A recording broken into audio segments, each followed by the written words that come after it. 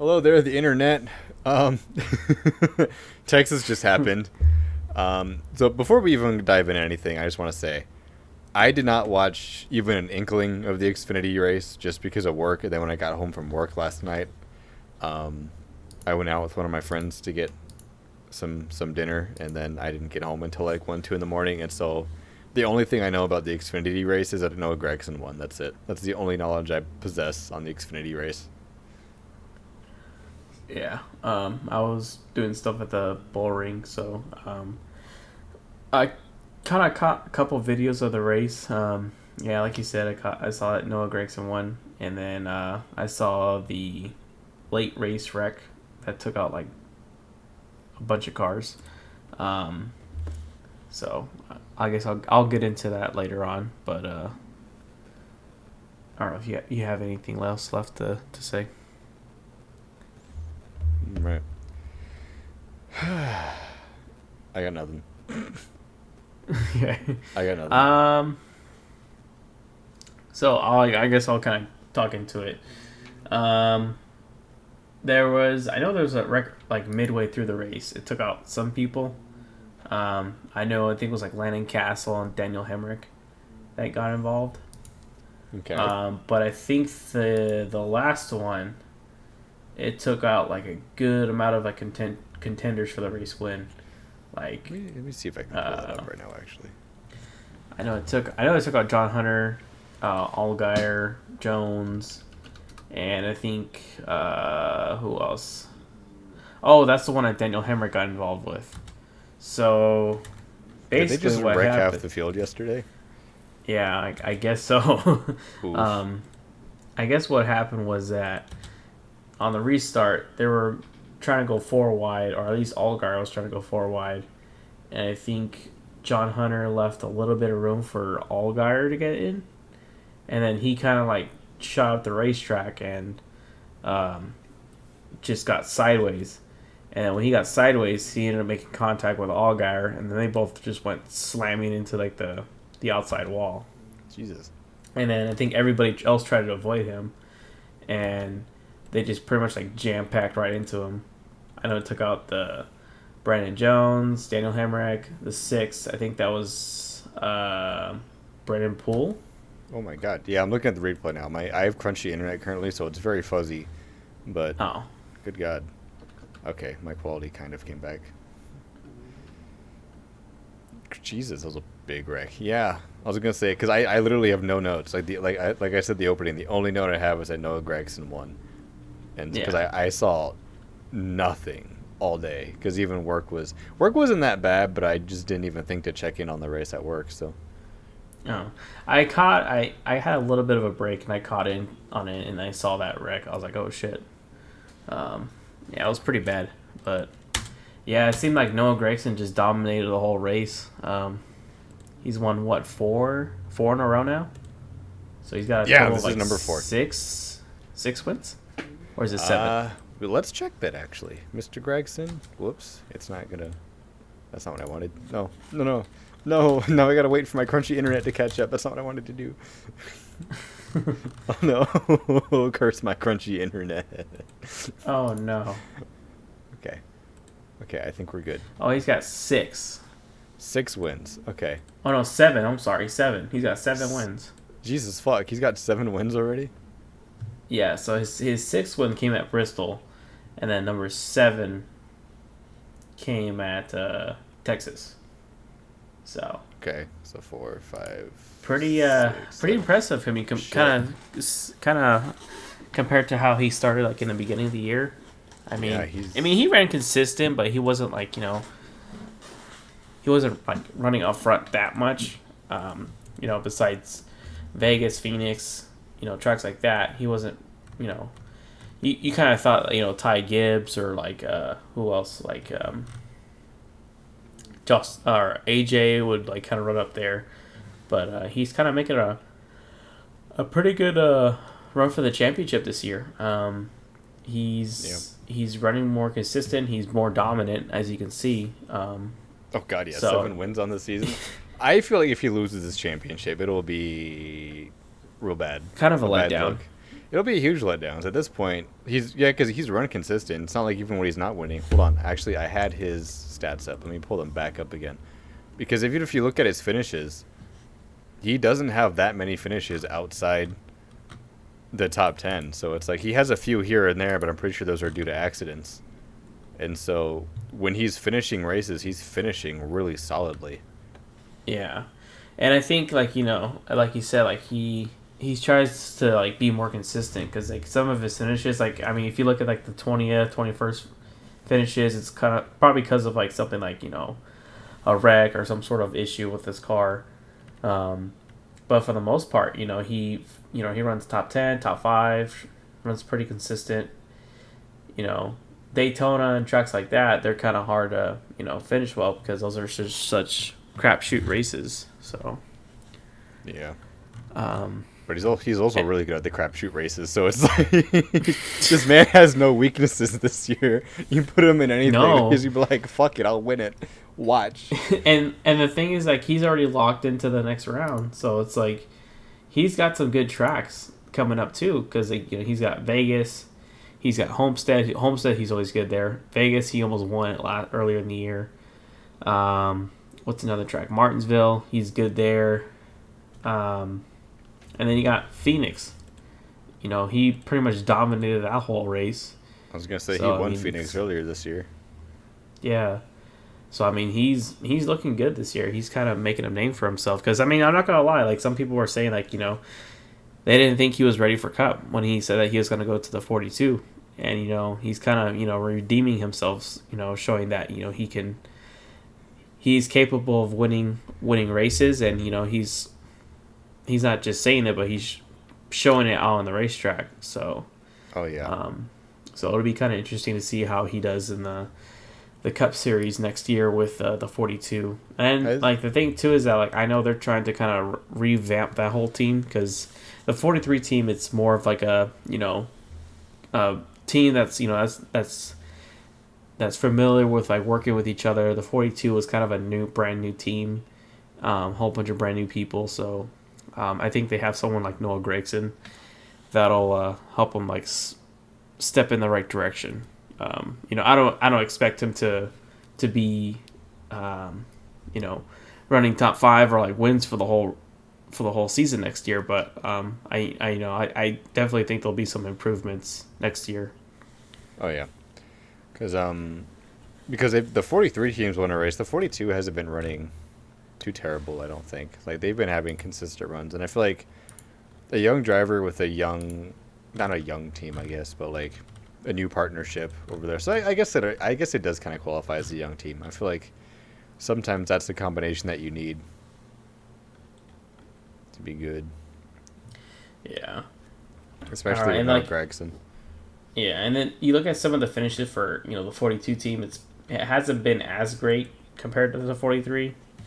I mean for the most part, the 43 is usually like the only team that kind of runs up front.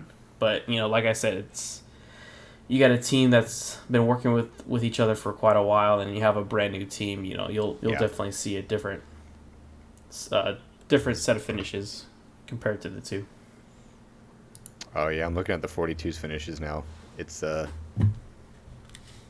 terrible. It's not great either, but I guess for the team that it is, it's about what you'd expect. Yeah, they're not too terribly inconsistent, at least. Obviously, the better finishes looks like they're coming at more of the a 15th at Phoenix, nice. So yeah, they're running fairly consistent. Yeah, and it looks like the finishes actually got better as the season goes on. Now that I'm looking at it, so it looks like they're already slowly improving, even with Ty Dillon. So you put a driver like Noah Gragson in the car, they'll be chilling. They'll be fine. Yeah, they'll be fine.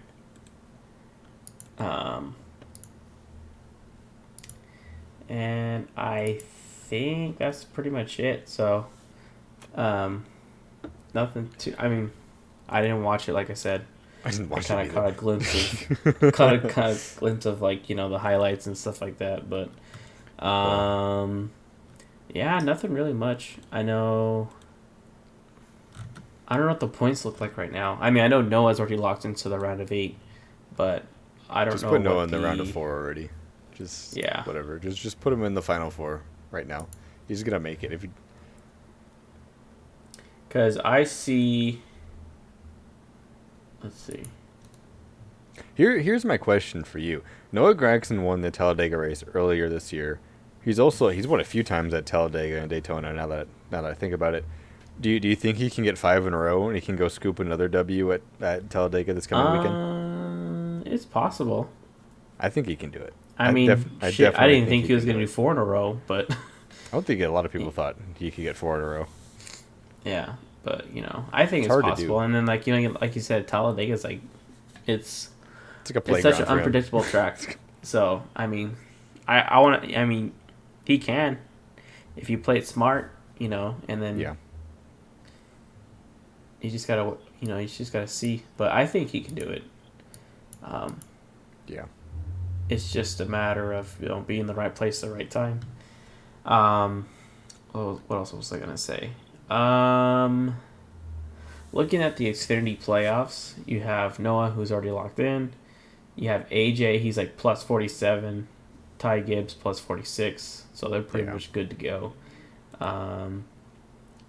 Josh Berry 24, Allgaier 20. So I mean, for the most part, Junior Motorsports looks pretty good. I mean, the only one that's kind of like concerning is Sam Mayer. He's plus 1. He's tied with Ryan Siege for 7th. Right. So, Daniel Hemrick. I'm still waiting for my shit to load. There it is. Daniel Hemrick, he's sitting 10th, but I don't know. He's sometimes I don't know. This year, I feel like he hasn't been like out there that much compared to last year.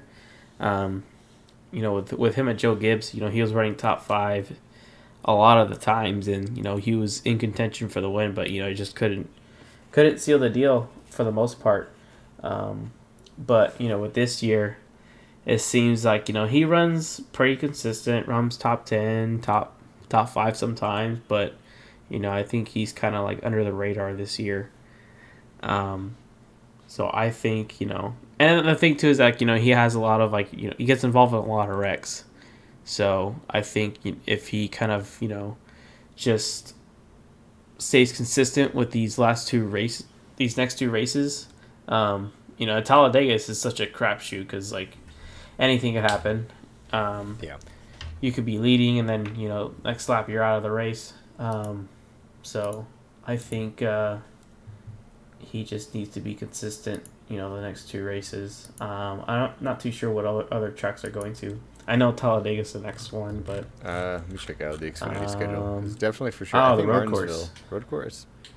Is Xfinity Series going to Martinsville? Yes. Hold on. Talladega. And yeah. All 3 series are going to Martinsville. Oh, that's right. Okay, so so Talladega, Charlotte Roval. Yeah, and then the round of 8 kicks off in Vegas. Woo! Yeah. Then the Hose Mad Speedway, followed by Martinsville.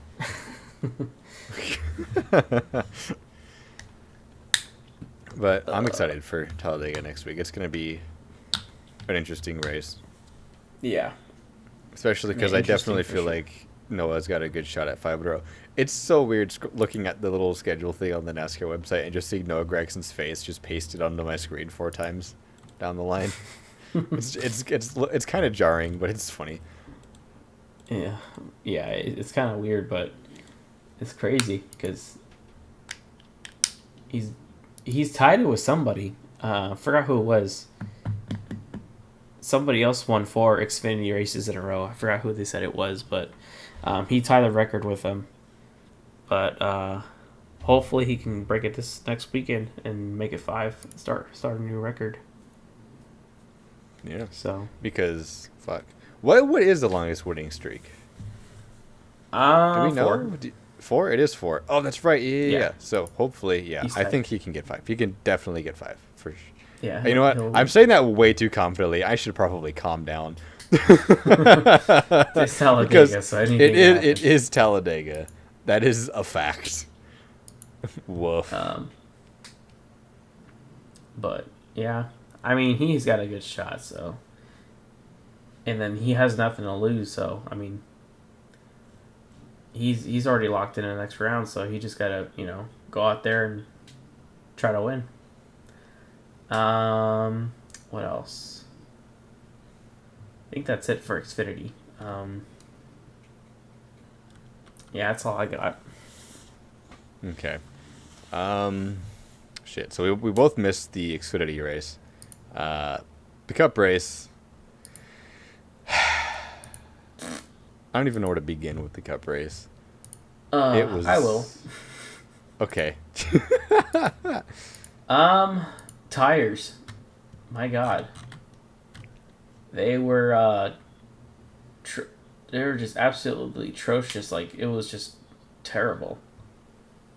I mean, I hate to say it, but it was bad. It reminded me of the 2008 Indy, the Brickyard 400. It was just absolutely terrible. These guys were going 35 laps on these tires, and any longer, and then it's like, you're done. And it's just, it looked bad. It looked bad on the sport because, like, you have a whole new car, with new pieces and stuff like that, and then, like, you have Goodyear who brings his tire, and it's just like, tires are falling off left and right. And we should have done, because it was a new compound, wasn't it? This is a different tire than what they brought for the All-Star race. Yeah, this is a new tire. And so, did they not do any kind of tire testing? Did they just say, fuck it, we're going to bring a new tire down here? Yeah, from what I've heard of, there is no tire testing. Why did we not do any kind of tire testing for a brand new compound at a brand new race car at a track we haven't run a race at yet? Or a points-paying race yet? And that's the thing. And, like, the thing, too, that we don't understand yet is that, I mean, this could have happened with the old compound because we don't know, because the All-Star race was, like, only, like, 25 lap segments. Yeah. They were short segments. And the All-Star race was kind of a mess, too. Like, you remember the whole fiasco with everything going on there? Yeah. So it's like, you can't tell. There's no way to run, over 35 lap segments because, even if they were, it's like, there's so many cautions in the beginning, so it's like it's so hard to tell. But, and the bad part with, and here's the thing, it's like you have a tire that falls off too much, and then you have a car that's really dangerous, and you put those two together, it's just asking for disaster. Because you saw it with Truex, he barely tapped the wall, and then you were showing me, like, earlier in the during the race, he said on the in-car radio that it hurt. And he did kind of bounce off the wall, but it was a very light bounce. Yeah. He barely just scratched the back of the car. And it's like, you can't have that type of stuff, It's just it looks bad on the sport. It looks bad. It's worse on the drivers because they're the one that are taking these hits. I mean, Kyle took a pretty nasty hit. Who else? Drivers took a nasty hit. I mean, a ton of drivers took nasty hits, but it's like, it looks bad, and, like, you can tell, like, some of these drivers, they want to say something but they can't because they feel like they're just at this point. They've been saying things. The drivers have been mildly vocal. The fans have been very vocal. But I feel like if something is actually going to happen, these drivers and these teams really need to actually, like, get super serious about it. Because, like, there have been passive aggressive comments, like Kevin Harvick saying crappy parts, and Truex, kind of quoted Harvick a little bit last weekend and stuff. But I feel like because the driver council is a thing. I don't know what they're doing behind the scenes. There's probably some things going on that they're not making public. And so hopefully there's some things happening that we don't know about yet. But I feel like if these drivers need to start ruffling feathers up in NASCAR or something to get done, because this is ridiculous how the hits these drivers are taking. And I understand it's not going to be an overnight fix. Like, it's not going to be fixed by the end of the season. Priority. But NASCAR needs to tell us something, that they're working on it, they know what the issue is or whatever it is, but, like, they're quiet. And even with the testing, the big red flag came 2 years ago when they were testing it, and they refused to release any of the data for anything.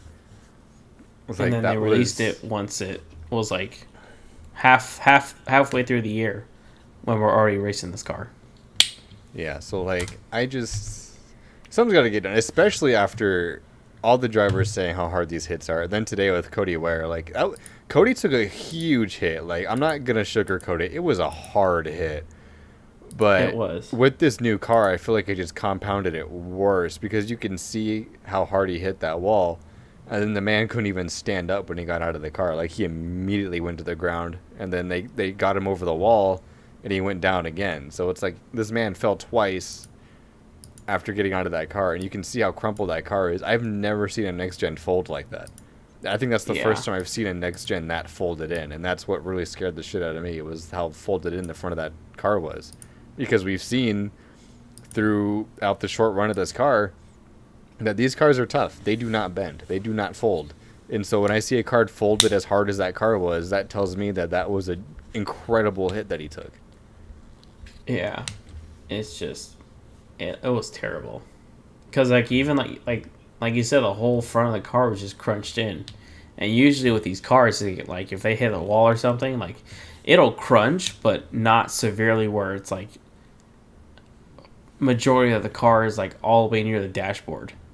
Yeah, it was not a good look. And then that's why I was so scared. And I'm so happy that he missed that cutout in the wall. Like, he missed it by like a foot. That could have been a lot worse. Yeah. And so I don't know. Something's got to be done about the safety of these cars for like... We can't wait until somebody else gets hurt, because we already have Kurt Busch out for the rest of the season. I wouldn't be surprised if he announces retirement at the end of this year. We had the huge scare with Cody Ware. We have multiple drivers even on the radio during races. Drivers that even new drivers don't even race here like on a full-time basis, like Ty Gibbs. He's like, these cars hurt. And it's like, if this guy's going to the Cup Series next year, he's like, shit. And you know what's funny is like I listened to a podcast with... I think it was the Door Bumper Clear, and they had Noah Gragson in, and they're asking about the next gen, and he's saying how hard like these cars hurt. Like he was talking to how like he would go to an Xfinity car, and if he wrecks in that, it's not as bad. He says that it affects the way you race too, because it's like he says that I can make more aggressive moves with the Xfinity car because I know that it's not going to be as bad. He says compared to the Cup Series, if you're in a race with somebody, you're just like, is it worth that one position? And it's kind of true, because like, are you going to race somebody for that position just to take that big ass impact?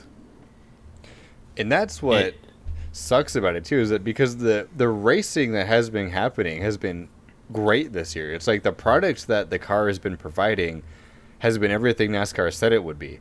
It's been better racing, it's been closer racing, it's been difficult for these drivers to handle, but now you have to ask the question, in NASCAR's mission to build the perfect race car, did they completely throw safety out the window? It seems, I mean, I hate to say it, but it kind of seems like safety's not at the top of the list, because which is weird, because safety has always been one of NASCAR's top priorities. And so the fact that we're now getting a race car that puts on a fucking incredible race, but is severely flawed in the safety realm, is very uncharacteristic for NASCAR. And that's where I'm confused, because since 2001, NASCAR has been safety, safety, safety, safety, safety.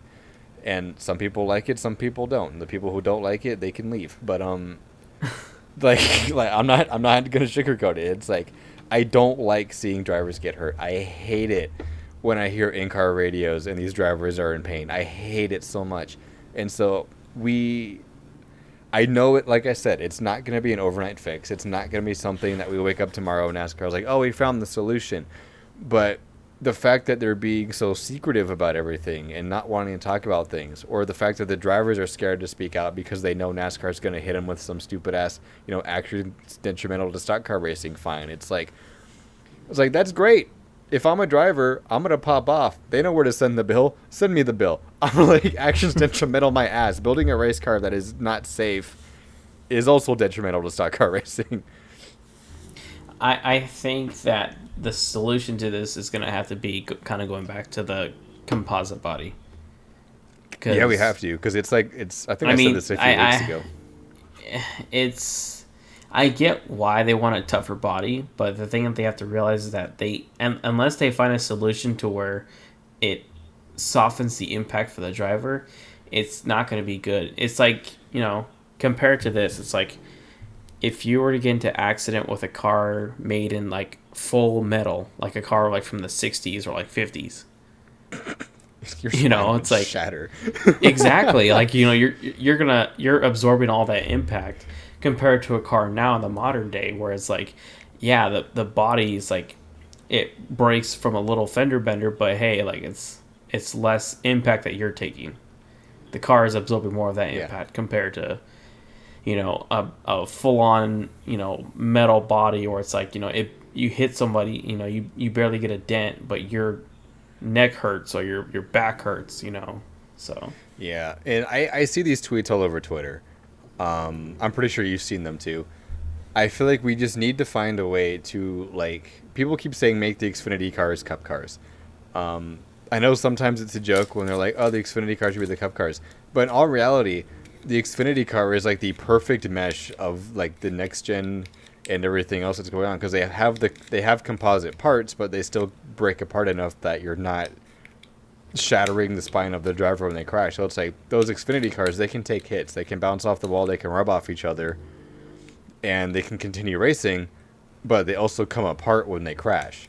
The next gen is like the Xfinity car, but without the crunch factor, where it's like it's like they took the stiffness of the Xfinity car composite body and like multiplied it by like 2 or 3. And so it's like, yeah, it puts on an incredible race, but it's not safe when you hit something. Like I said, I understand the sturdiness of the car, but you can't have a solid body car. You need to have some kind of movement to it, which is why I love the way the Xfinity cars are built, and even the trucks. Like the trucks are a lot more flimsy than the Xfinity car is, but the composite body in the Xfinity cars is working wonders. So I think NASCAR needs to find a way to mold like the composite bodies of the Xfinity cars and put them in a cup mold.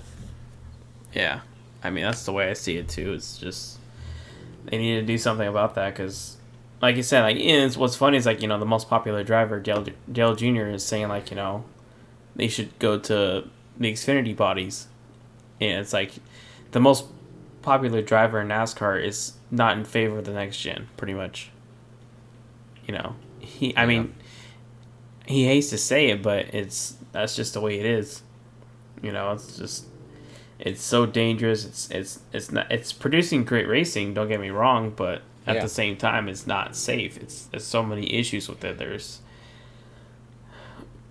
I mean, with anything new that you're doing, you're always gonna have like bugs and issues along the run. But it's like when you have safety as an issue, it's kind of concerning because you got to make sure that that's taken care of. You can't just be like, oh well.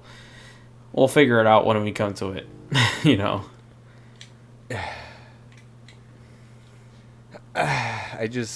don't like. I feel like NASCAR is gonna have a lot of overtime during the off season. Like something like this is a huge problem, and unfortunately, a huge problem like this is also gonna take a little bit of time. But so it's like, especially when you're manufacturing a whole ass car. So it's like realistically, like being 100% realistic on the matter.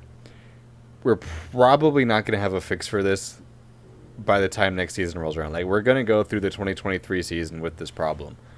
But I feel like with the resources NASCAR has, with the influence that they have, even just as a sanctioning body, I know we're not going to have a solution by the end of 2023, but we need to have something on the table by 2024. We need to have some kind of solution rolled out for 2024. Yeah. Because realistically, we're already too late into the season. Maybe they'll put something like as a temporary in the meantime because, they're concerned about the safety. They're like, okay, in the meantime, we're going to go from this body to help reduce the impact for the drivers. Just run the Xfinity cars. Yeah. just go back to the brick on wheels. Exactly. But even, I had a thought and it just left my brain. Oh, yeah. It's also like I've been saying. I've said this a handful of times throughout multiple episodes now of this podcast. But once again, just like I said in the last times I brought this up, not an engineer. So I may be wrong. So take it with a grain of salt. However, my personal theory is part of the problem is the fact that these cars are being shipped in 3 different pieces and not one uniform piece like they used to be. Like, you look at the Trucks Xfinity cars and the Gen 6 car, they're all one uniform steel body chassis or whatever it was. This next gen is 3 individual pieces being bolted together, and I feel like that's also part of the problem, is because with a uniform one-piece chassis, there's a lot of room for the metal and everything to kind of bend and twist around when it gets hit hard enough.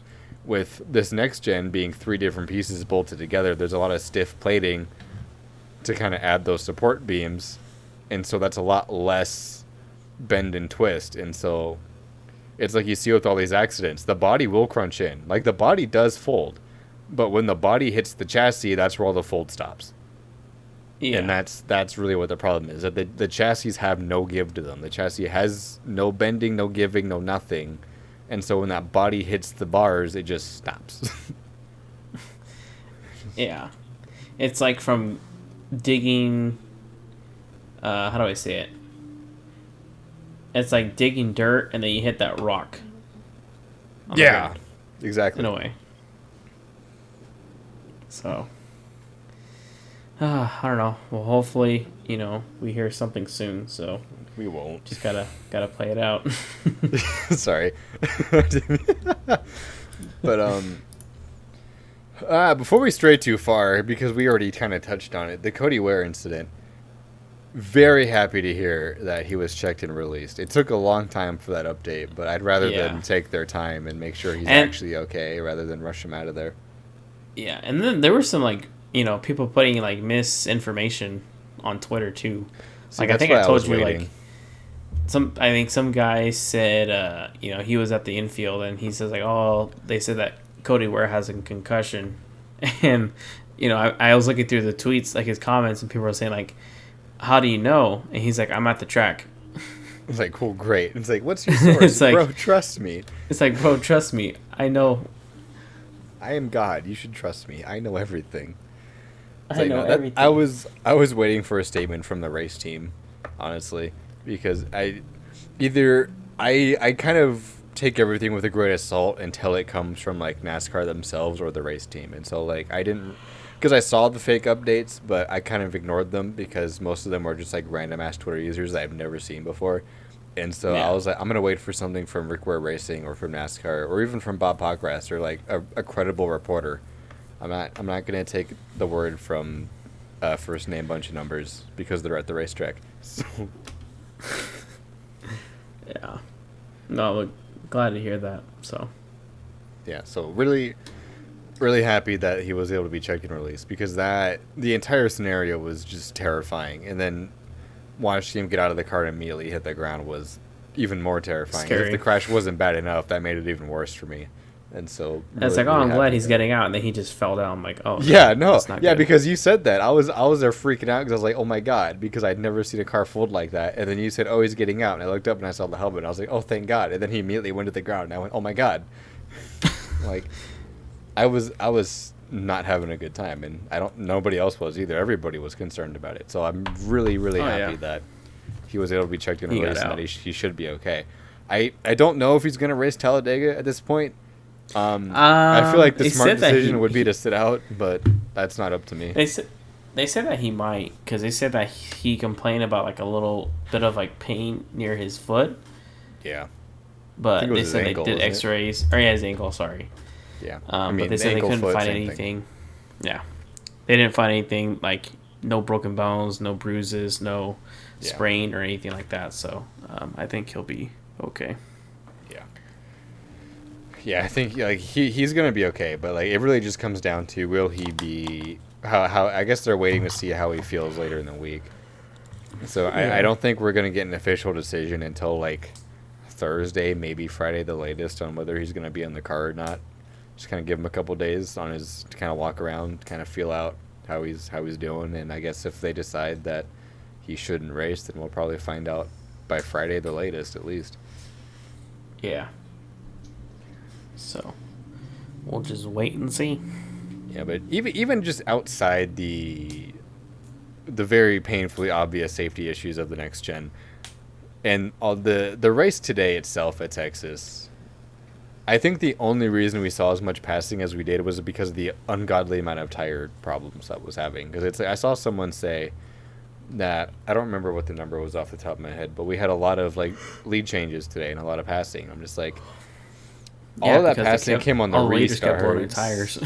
Yeah, everyone was shitting their pants in terms of the tire department and all the restarts. That's going to help the passing score. But early in the race, did you fall asleep? Because I looked over and you looked like you were knocked out for a second. I think I knocked out for probably like a few minutes. And then Dale Jr. woke us up when he screamed when somebody... He's like, oh! Yeah. And so Dale Jr. was keeping me awake through the race. And so... That's my new alarm clock. It's just Dale Jr. screaming? Yeah. So Yeah. it's like, the race itself was very... it doesn't help that we spent literally a third of the race was under caution. I think it was 330 something laps was... Yeah, so the race was 334 laps. We spent 91 of those under caution. 91. Yeah, we spent 91 laps under caution, so almost a third of the race was spent under caution. Like an iRacing lobby. Yeah, just an amateurs lobby, a NASCAR heat lobby. NASCAR heat. There you go. Yeah, but like, it's like, all right, get ready to go green and caution. For real, like, it was not a great race at all. It had its moments, like I can say that, like, it had its moments where there were fun things, like there was a point in time where there were some pretty cool battles for the lead, but once somebody got out front and got far enough out front, it was just pretty much follow the leader until somebody shit their pants and crashed. But yeah, just a matter of who detonates the bomb on the tires. So yeah, and it felt like it was the leaders a lot. Like it was. I feel like the leaders crashed. No, that's not true. I was going to say the leader probably crashed more. I guess if you were leading the race at some point, your tire exploded. I don't think anybody who didn't lead the race today, aside from Cody Ware, crashed. Yeah. Because I know Keselowski led for a little bit. He had a few tire issues. I don't think Christopher Bell actually led any laps, but he was definitely in the top 3 at some point before he had his problems. And so it's like, I don't know, if you were anywhere near the front of the pack, you were like cursed to have a tire problem. Yeah. Yeah, no, you definitely were. So. And that is... I know, it sucks for Bell because, like, he had 2 flat tires. Like, the first one, he kind of battled his way back up to the front and then just had the same problem, but worse. Yeah. That's what happened at Truex. Like, he spun, bounced off the wall, and then had a glorious fight back to the front, and then just killed the thing. Was leading the race, and then... Yeah. Gone. Yeah, I was... it was ridiculous. It got to the point where it was actually ridiculous.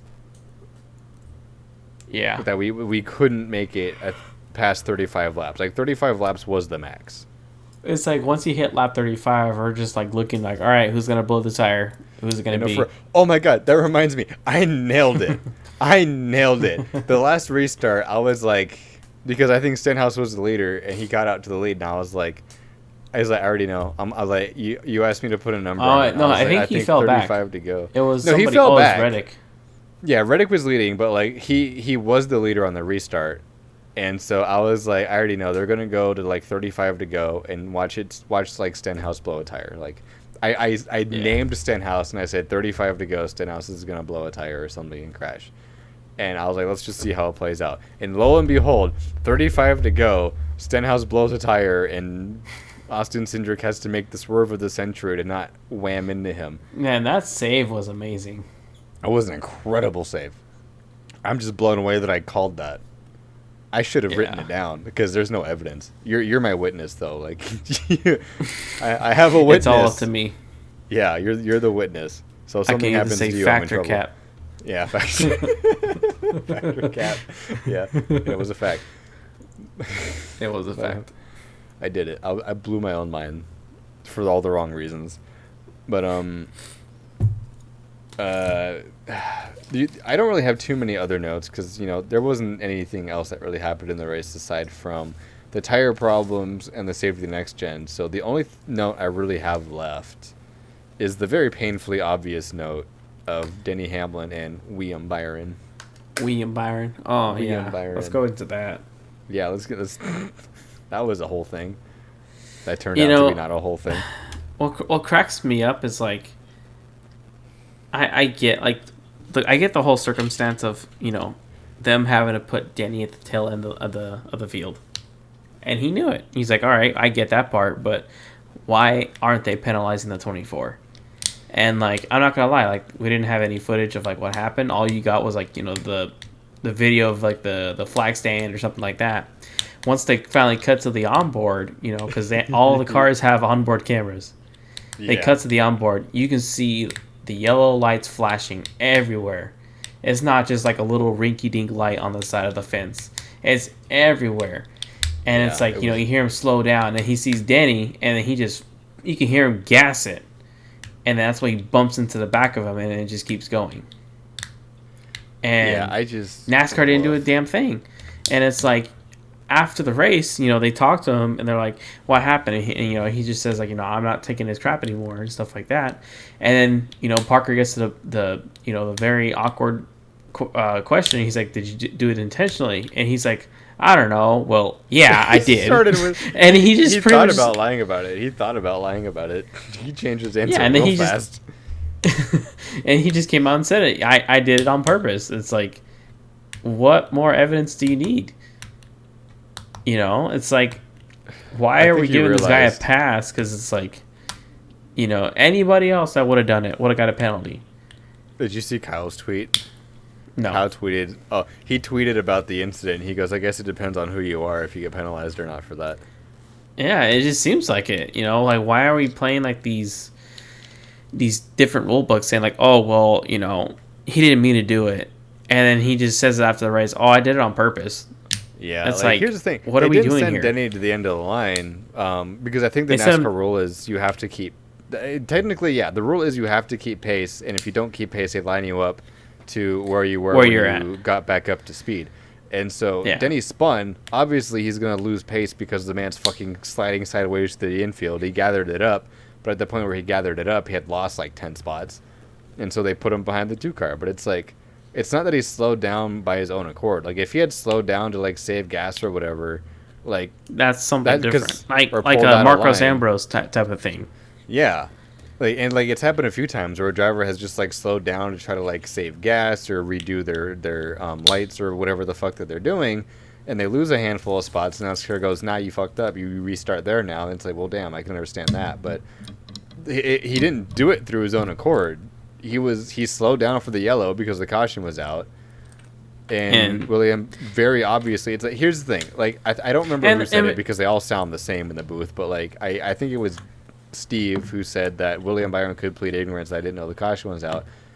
Under a normal circumstance, I can kind of be like, okay, well, it happens. We've seen people crash under caution before, so I can kind of see that. But at the same time, you also have to use your big brain and use logic and say they had an incident earlier in the race. They all have onboards. The caution was out for a good like 4 or 5 seconds, and then on the onboard you hear him gas it up into the back of him. So it's like you can't even plead ignorance there because it's like, and not only that, but it's clearly, like, yeah, and not only that, but it's like Truex was in that same turn, like he was sideways. They had to drive past Truex. They drove past Truex. Was it Truex or Harvick? It was Truex. Was it Truex? Okay. Yeah. So how are you gonna say? Oh, that's right. It was Truex. That you didn't know that it was under caution.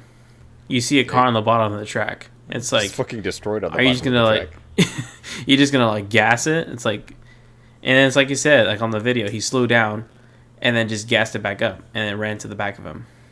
So yeah, because it's like you can. I get it, Steve. You could plead ignorance if it was a regular circumstance that we didn't have an onboard, but. Because it's like I said, we've crashed under caution before. It's funny when it's not funny when it happens, but it's just like you kind of look at it and you go, what were you doing? We had a crash under caution a couple weeks ago at Darlington for the Xfinity race because people weren't paying attention. So it's like it happens. Oh, yeah. People just stop paying attention. They crash under yellow. But at some point, you got to put on your thinking cap and go, was this actually a plea of ignorance or was this intentional? And you look at everything that happened around the situation. You look at the onboard. And you look at where they were on the track, and you go, "That was intentional. It was very clearly intentional." We had Truex who was smashed to pieces on the apron. The caution lights were on for like four laps. Denny he was already mad at Denny Hamlin. He knew he was. Everybody knew he was mad at Denny Hamlin.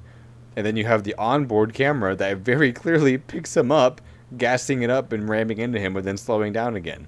So it's like you can't even tell me that you complete ignorance on that because that will not hold up in court. So. No.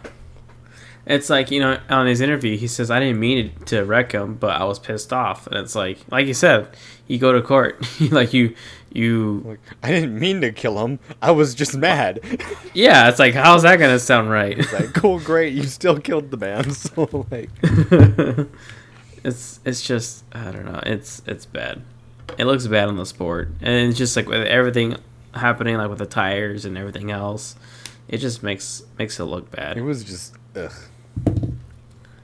So it was another clown show today. Like, I hate it because like I hate seeing stuff like that. Where, I mean, I get it. Denny was, he was racing him hard. He kind of ran him up the track. But for Byron to kind of go back out and be like, I'm gonna wreck this dude, and then just straight up take him out. I mean, like he say he didn't mean to, but. Like, that part I can Something understand. needs to be done. The part where he was like, I didn't mean to wreck him, that I can get behind. Because you're not always fully in control of what happens to the guy that you hit. So it's like, but you got to be responsible for your consequences. Exactly. That's also what I'm saying. It's like, you like as a race car driver, if you're going to go plow into somebody under yellow, at least... If you're not trying to wreck him, at least do what other drivers do and give them the good old door ding and just pull up beside them and be like, hey, yo, bitch, I didn't appreciate that. And just bap him in the door. Yeah. Or even go up and just like nose him on the rear bumper, but don't do it while you're gassing it up. Get up to their bumper and ride their ass and be like, hey, I'm this close to you because I didn't appreciate what you did. But to go up and slam into the back of the guy, what the hell did you think was going to happen? He's off the gas because the yellow's out. You're full gas to get into his ass. So it's just like, what did you think was going to happen? Obviously, you were going to spin him. It's like, no, you didn't mean to, but that's like me there's going other at ways K1 to do speed it. and just like ramming into the back of somebody. Like, I didn't mean to ram into you, but I was just pissed off. It's like, yeah, like you still did it. Congratulations. But like, so it's like I can get behind the fact the part where he said I didn't mean to. It's like that's great. That I can believe, but you still did it. So yeah, you still wrecked them, and that's the issue.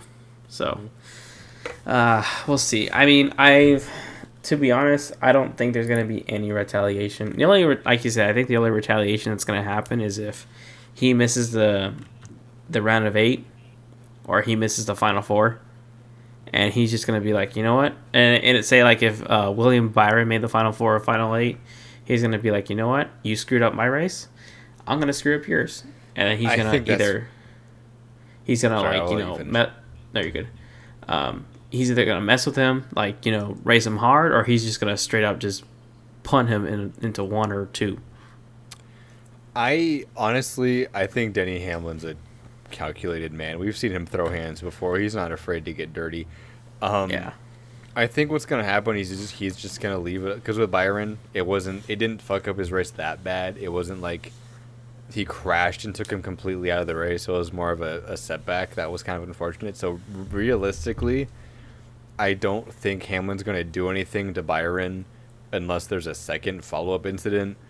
I think it was just one of those heat of the moment kind of things. He was mad about it very clearly, but honestly, after Talladega and everything, I don't think anything is going to happen again between Byron and Hamlin.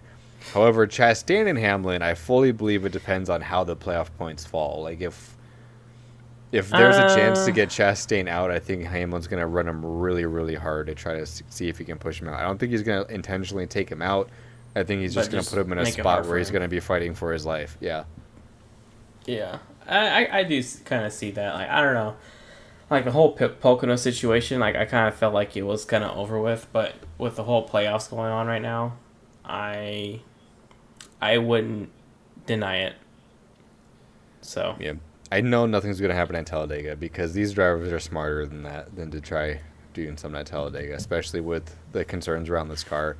If anything, if something is going to happen, it's going to be at Martinsville. Like, Martinsville is prime payback track. I know I would actually be incredibly disappointed and upset if a driver pulls something at Talladega like that, because that's not the place to do it. Yeah, Talladega is too dangerous. Yeah, no, it's way too. And these drivers are smarter than that. I don't care how mad you are. exact revenge at Talladega. So if you're that mad, wait till Martinsville. We're a little bit more confined. So Yeah. But it's just the way it is. yep, that do be how it is. But like honestly, I don't think anything is going to come out of the Byron Hamlin situation. Chastain and Hamlin really depends on how it goes. But I honestly, just my personal opinion, I think Texas was the one and done chapter for the Byron and Hamlin incident. Yeah, it could be. It I hope it is. it depends. I don't know. It just depends on how the whole playoffs play out. So we'll just see how it goes. Yeah, that's what I'm saying. I feel like it also depends on if there's another incident or not. Because Byron was being pushed around today anyway, so I think it was on Byron's part. I think it was also just buildup of frustration because of the amount of other drivers who were also shoving this man around. So I think Hamlin was just the final straw. Because at that point in the race, he had like 6 other drivers who had leaned on him throughout the race. And so it was hot, it was miserable, it was long. So it's like, I can understand frustration. So it's like, I honestly just feel like it was just one of those hot, miserable races where the drivers just wanted it to be over. And it just wasn't ending. And so they were just getting mad at each other for the littlest things. Yeah. Because, I mean, he's ran into Chastain, a couple of other drivers. So, I mean, yeah, he was pretty frustrated. Yeah. But we'll see how what happens at Talladega. So I'm really hoping nothing happens at Talladega, to be honest with you. Especially with these cars. Yeah, especially with these cars. I'm really hoping that it's a fairly clean race. Clean, hard racing. It won't be because it's the fucking playoff Talladega race, but I'm hoping. I can hope. I'm allowed to hope. That doesn't. I'm hoping I'm correct, but I wouldn't be surprised if I'm proven wrong and it turns out to be a catastrophe of a race. Yeah, but yeah, we'll just have to wait and see.